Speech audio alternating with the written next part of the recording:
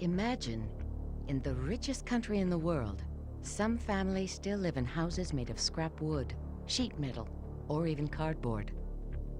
Imagine raising children in a neighborhood without sewers or clean water, without electricity or paved streets.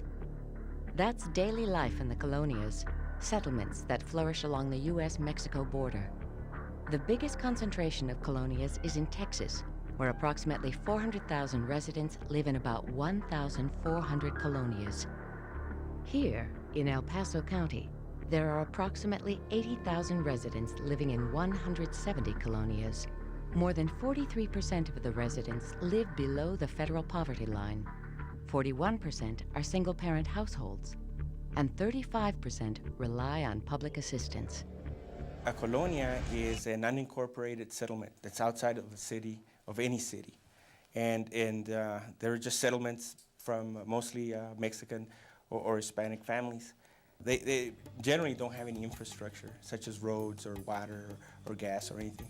And most of them were developed by unscrupulous land developers that would sell the lots, they would finance the lots through contracts of sale and make it affordable to these families since they didn't have access to capital.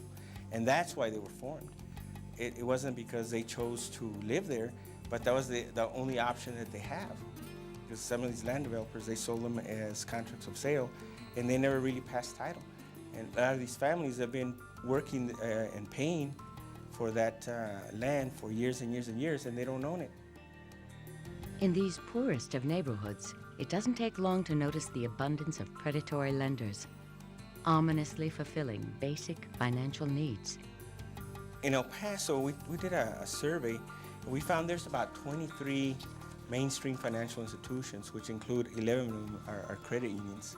The predatory lenders and the finance companies outnumber these 7-1 in our area, and they provide easy access to that type of capital.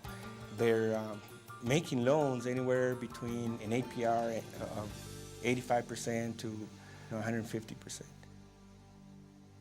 Facing this dismal situation, several El Paso area credit unions decided to come to the forefront and help these victims.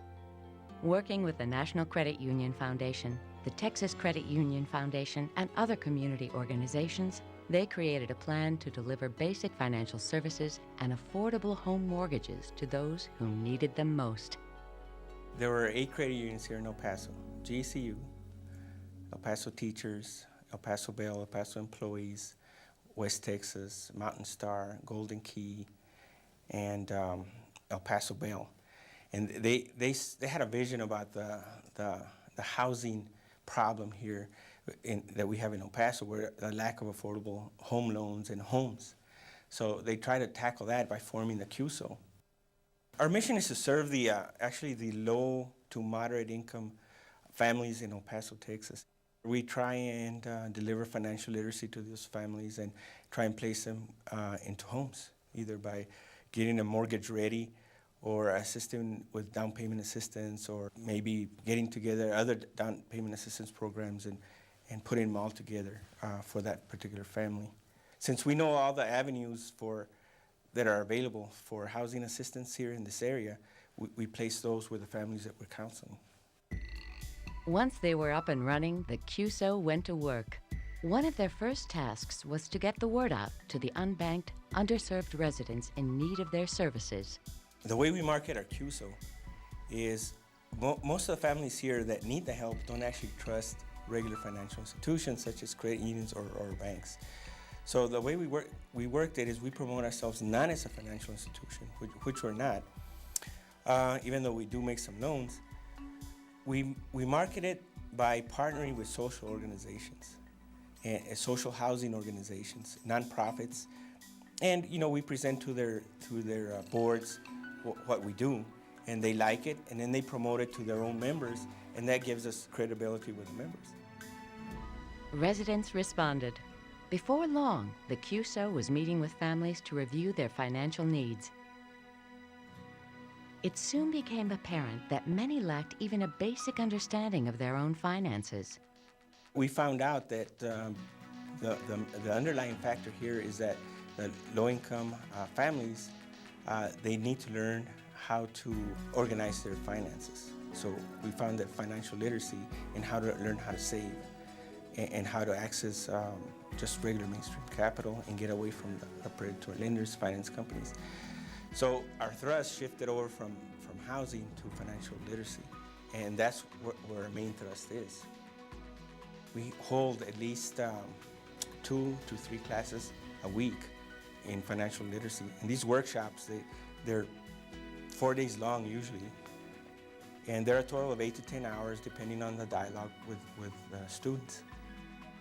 We show them everything to do with financial literacy, how to open checking accounts, how to use their checks, how to use their savings, what credit really is and how it works, how to repair credit if they have credit issues, and how to establish credit.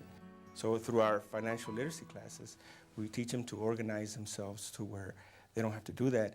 And then we promote savings within the credit unions where they can access, they can build up some emergency funds, and then they can access those as opposed to going to a finance company.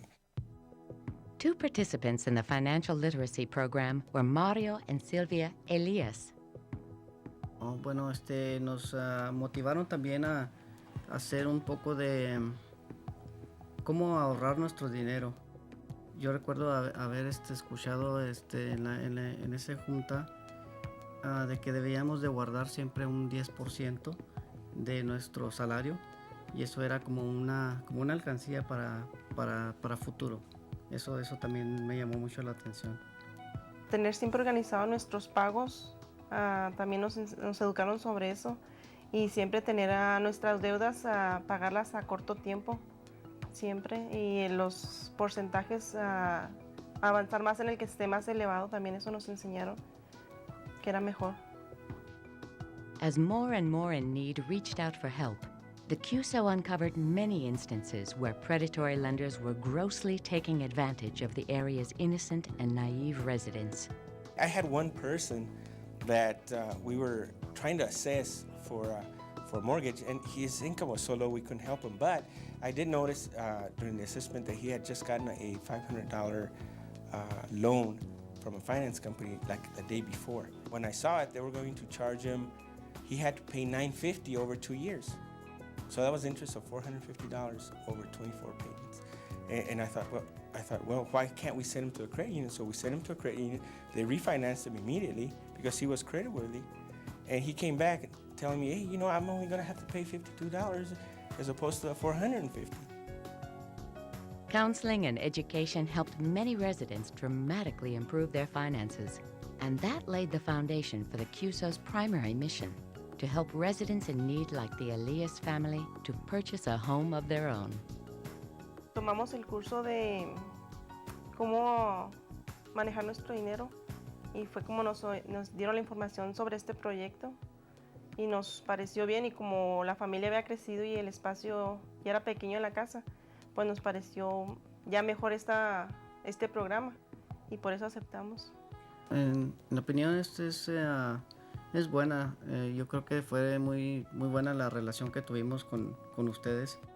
Que sí nos gustó cómo nos trataron, y estamos a gusto y conformes como pasó todo el trabajo sobre lo de la casa, y sí nos quedamos satisfechos. It's a great feeling when you see them in their own home, and the home they like, and they just, they determine their own future. It's just a great feeling because you were part of that. And it's very, very satisfying and gratifying. And I mean, that's being selfish, but it's part of the good things about the job, about this job. Nos sentimos alegres y ya con más calma hacemos como yo, la limpieza ya más a gusto.